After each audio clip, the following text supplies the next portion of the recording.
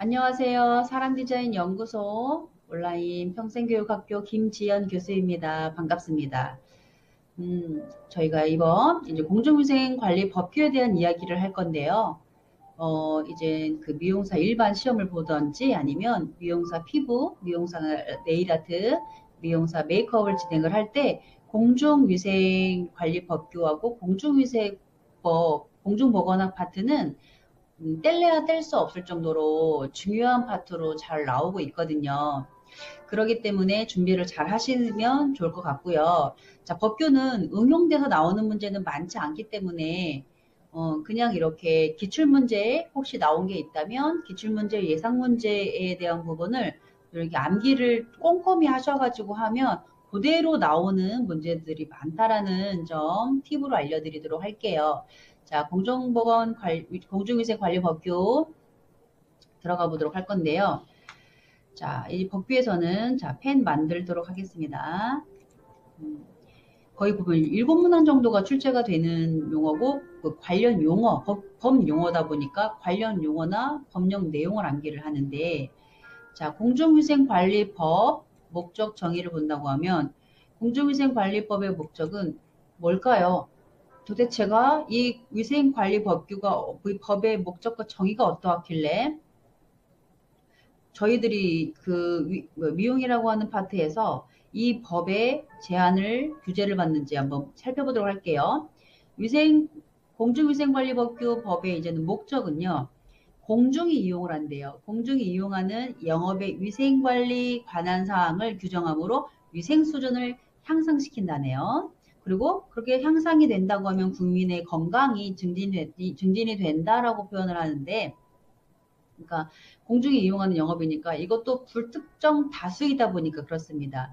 공중위생법규는 저희 미용사에 관련된 법 제한뿐만 아니고 목욕탕이랄지 뭐 그렇게 미용 그 세탁업, 숙박업 이렇게 유용업, 이렇게 권리위생관리업, 그러니까 위생과 관련돼 있는 파트의 법규를 제한을 받는다라는 겁니다. 자, 그래서 정의를 본다고 하면 공중위생 영업은요, 다수인을 대상으로 하는데요. 다수인이 불특정 다수예요. 어떠한 특정인으로만 출입을 하는 게 아니고, 불특정 다수이다 보니까 누구나 다 출입을 할 수 있는 부분인 거죠. 위생관리 서비스를 제공하는 영업이래요. 위생관리 서비스를 제공하는 영업으로서 숙박업, 목욕장업, 이용업, 미용, 세탁, 건물, 위생업 말한다. 이거 상당히 중요합니다. 자, 그 다음에 공중 이용시설이라는 건 뭐냐라고 했을 때에는 불특정 다수인이 이용하니까 이 이용자의 건강이나 공중위생에 영향을 미칠 수 있는 건축물 또는 시설물의 대통령 영으로 정한 걸 공중이용시설이라고 본다라고 보시면 될 것 같고요. 자, 이용업과 우리 미용업, 저희는 이제 미용업이다 보니까 손님의 얼굴, 그 머리, 피부 등을 손질하여 손님의 외모를 아름답게 꾸며준다. 자, 얼굴, 머리, 피부 뭐 이런 부분들에서 미용업이라는 거 보시면 될 것 같고요. 자, 그 다음에 내가 이제 샵을 차려서 영업을 신고하려고 해요. 영업을 신고하라고 한다면 영업신고는 위생 종류별로 보건복지부령이에요. 이 공중위생 영업의 공중위생법규는 보건복지부에 소속이 되어 있습니다. 정하는 시설 및 설비를 갖추래요. 그럼 시설과 설비는 뭐냐면 샵에 이제는 뭐 어떻게 인테리어도 갖추고 하다못해 예를 든다고 하면 피부 같은 경우는 피부 샵을 차린다고 했을 때에는 뭐 별실을 그 벽과 벽을 사이에 두고 별실을 만들어서 이렇게 보이지 않게 이렇게 밀폐된 공간을 만들거나 이렇게 하면 안 된다는 거. 그리고 뭐 자외선 소독기 놔야 되는 부분, 그리고 이제는 그 종목마다 어떤 샵을 차리는 데 있어서 꼭 들어가야 되는 부분들, 조건들이 있습니다. 그런 설비를 갖추고 시설을 갖춘 다음에 누구한테 시군 구청장에게 신고를 합니다. 신고. 그럼 저희는 군산시니까 시장이죠. 신고를 하는 거예요. 그러면 그냥 가서 신고를 하냐? 아니라는 거죠. 영업시설 설비 개요서는 뭐냐면, 내가 이 어디 주소가 어디 있고, 나의 가게가, 그리고 나의 가게가 몇 평이고, 또 이게 근린상가인지, 이런 부분들을 체크하는 시설 설비 개요서, 그리고 면허증, 우리는 자격증 취득을 하면 자격증을 가지고 시청에 가서 면허증을 발급받을 수가 있습니다. 물론 이제는 2년제 대학, 뭐 4년제 대학 졸업을 한, 그리고 미용 특목 고등학교를 졸업한 친구들은 면허증을 또 이렇게 발급받을 수 있는 거죠. 그렇게 해서 면허증, 그 다음에 교육 필증은 뭐냐면 저희는 위생교육을 매 1년에 한 번씩 교육을 받아야 된다는 거. 그래서 그 첨부 서류를 가지고 신고를 합니다. 그러면 신고서 받은 시군 구청장은 건축물 대장 토지 이용 계획 확인서 면허증을 확인해야 되는데, 건축물 대장 뭐 토지 이용 계획 확인서는 뭐냐면 이제 내가 근린상가에서 하는지 이런 부분들에 대한 이 건물 이런 부분들에, 그래서 임대차 계약서 뭐 이런 부분들 가져가야 된다라는 거죠. 뭐 동의하지 않을 때 뭐 등등등등 이렇게 들어가는데, 이런 부분들은 어찌됐든 그 시군 구청에서 구청장이 해야 할 일이니까, 만약에 신고를 받았어요. 그러면 시장은 해당 영업소 시설 설비를 갖춘 확인이 필요할 시 영업신고증을 교부한 후 30일 이내에 확인을 해야 되는 거예요. 그래요. 영업할 겁니까? 네, 마땅한 영업 신고를 했으니까 허가를 내줘요. 허가를 내주고 그 영업 장소에 그게 영업이 되고 있는지를 30일 이내에 확인을 해야 된다라고 보시면 되고, 그런데 내가 영업 신고증을 내고 했는데 잃어버렸어요. 잃어버리거나 아니면 뭔가 변경이 있을 때랑은 다시 재교부를 해가지고 재신청을 해야 된다라는 거. 그럴 때에는 영업신고증 분실 훼손 시 내가 영업신고증을 이렇게 해서 걸고 영업을 신고를 하고 합법적으로 이렇게 허가를 받아서 하는 곳이다라는 거를 표현하기 위해서 영업신고증이 있는데, 그 영업신고증을 분실하거나 훼손 시에 재교부 신청을 하고, 신고인의 성명이나 생년월일이 변경될 시, 신고인의 성명, 생년월일이 변경 시, 자 이렇게 해서 재교부를 해서 다시 작성해야 된다라는 거죠. 그리고 면허증을 잃어버린 후에 재교부 받은 자가 그 잃어버린 면허증을 찾을 때는 지체 없이 반납. 내가 면허증 요즘 뭐 주변에서도 그렇고 면허증이 있는 분이 그 면허를 대신 좀 대리로 빌려주시거나 어느 정도의 돈을 받고 이런 경우들이 있어요. 그럴 때에는 잃어버린 후 재교부 받은 자가 다시 잃어버린 면허증을 찾을 때에는요, 그 지체 없이 그 면허증을 반납을 해야 돼요. 찾아 따면 그뭐 후에 전에 발급했던 거를 반납을 하든지 후에 했던 걸 반납을 하든지. 그렇기 때문에 면허증에 대한 부분은 누구나 다 이렇게 쉽게 나오는 게 아니고요. 자격을 갖추었을 때만 면허증이 나오는 거잖아요. 의사 면허증이 나오는 것처럼. 그렇기 때문에 네, 면허증을 잃어버렸을 때에는 재교부 신청을 해야 되는 부분 또한 기억해 두시면 좋을 것 같습니다.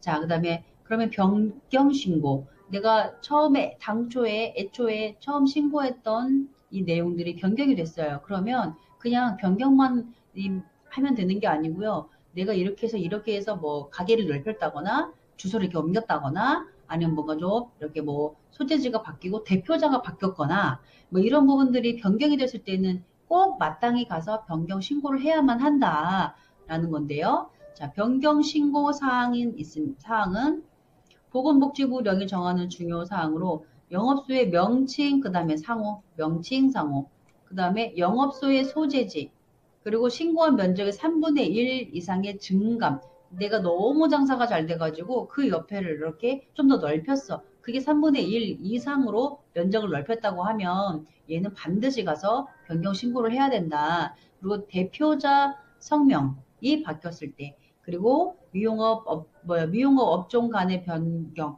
미용 업종 간에도 피부관리실에 해당, 그 다음에 네일 전문, 그리고 뭐 헤어 전문, 이게 전문샵에 따라 꼭 갖추어야 될, 구비해야 될 조건들이 있거든요. 그렇기 때문에 비록 유사한 업종이라고 하더라도 미용업 업종 간의 변경을 할 때에도 변경 신고를 해야 된다라고 보시면 되는데, 자, 이럴 때 제출 서류는 영업신고증, 왜냐면 변경이 됐기 때문에 그 전에 있던 영업신고증 뭐 이런 부분들은 바꿔야 되는, 변경을 해야 되는 부분이죠. 그다음에 변경사항을 증명하는 서류들이 있겠죠. 자, 그래서 구청장이 확인해야 할 서류는 건축물 대장 토지 이용 계획 확인서, 면허증, 정기 안전 검사.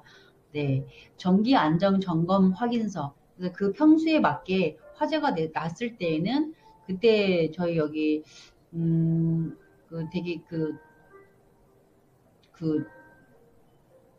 좀 부실 공사를 해가지고 되게 많은 아이들, 유치원생들이 이게 화재로 인해서 좀 힘든 부분을 겪었던 그렇고, 그리고 세월호, 요런 조금 되게 큰 이슈들이, 그래서 많은 생명에 문제가 되었던 부분들이 발생할 때마다 소방안전, 전기안전, 뭐 이런 안전점검에 대한 이런 법들이 좀 강화가 되어 가요. 그렇기 때문에 소방시설이나 전기안전 이런 점검들도 화재 발생 우려가 있기 때문에 만약에 혹시 그로 인해서 전기가 안전하게 쓸 수 있는 곳인지 확인해야 되고, 그리고 화재가 발생했을 때에는 뭐 스프링클러랄지 뭐 이렇게 화재에 필요한 어떠한 그 마땅하게 움직일 수 있는 이런 규정들을 정해놓는 것들 재차 확인을 하러도 오시거든요. 그럴 때는 꼭 확인을 해야 된다. 만약에 그 확인이랑 이런 것들은 영업소 설비 이렇게 내가 변경을 했습니다. 라고 하면 시군구청장은 변경 신고를 한 15일 이내에 꼭 반드시 확인을 해야 된다라는 거죠.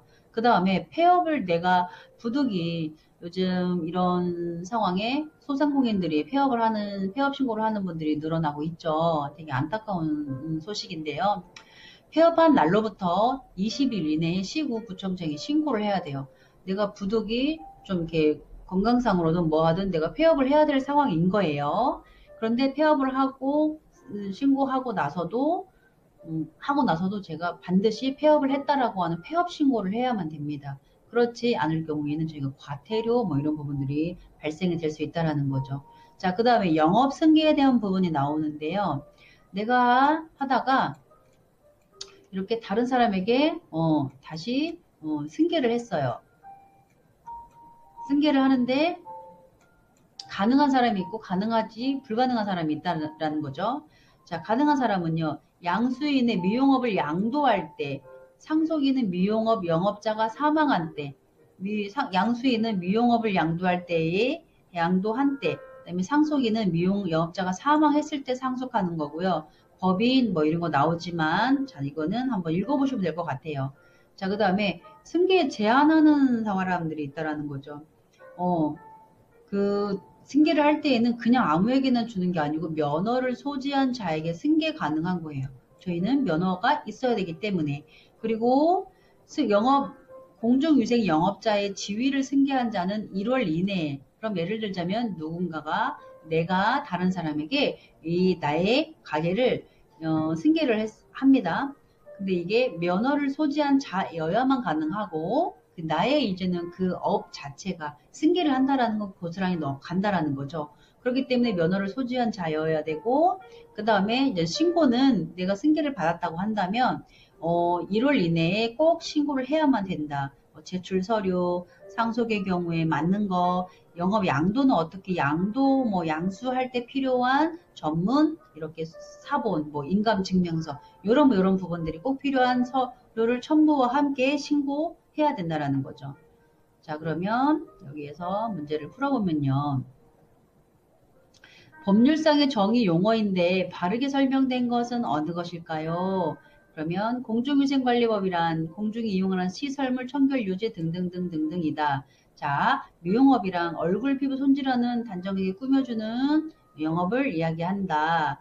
그리고 자, 미용업은 뭐예요? 얼굴도 피부도 손질 들어갔는데 뭐가 빠졌어요? 머리가 빠졌죠. 그리고 이용업이란 머리 수염 피부 손질 외모를 이거는 수염, 그리고 외모를 꾸미는 영업은 미용업에 해당되고, 그 다음에 미용, 숙박, 유기영업은 아니죠. 그래서 이런 식으로 좀 되게 그 사지선다에서 지문에 헷갈리게 만드는 이런 문제들이 나온다라는 거. 자, 그 다음에 공중위생관리법상에서 미용업이 손질할 수 있는 손님 신체 범위가 미용업이었어요. 그러면, 자, 어디일까요? 얼굴, 머리, 피부 손질 가능하다라는 거죠. 그 다음에 이용업, 미용업은 어디에 속할까요? 공중위생 영업에 속합니다. 공중위생 영업 1번이죠. 자, 이렇게 해서 생각 외로 생각지도 않은 문제들이 나오니까 반드시 예상문제, 기출문제, 교재에 나온 거는 꼭 반드시 풀고 가는 거를 추천드립니다. 자, 공중위생법규 지금 들어가는 용어 해설이나 이런 부분들 어렵지 않아요. 그런데 그래도 한 번은 설명을 듣고 들어가게 되면 내가 맞출 수 있는 범위가 좀 쉽다라는 거. 자, 쫄기포 친구들, 쫄지마, 기죽지마, 포기하지 마. 네, 진 교수와 함께 했습니다. 자, 이번 시간 애쓰셨고요. 저는 여기에서 마무리하겠습니다. 자, 애쓰셨습니다.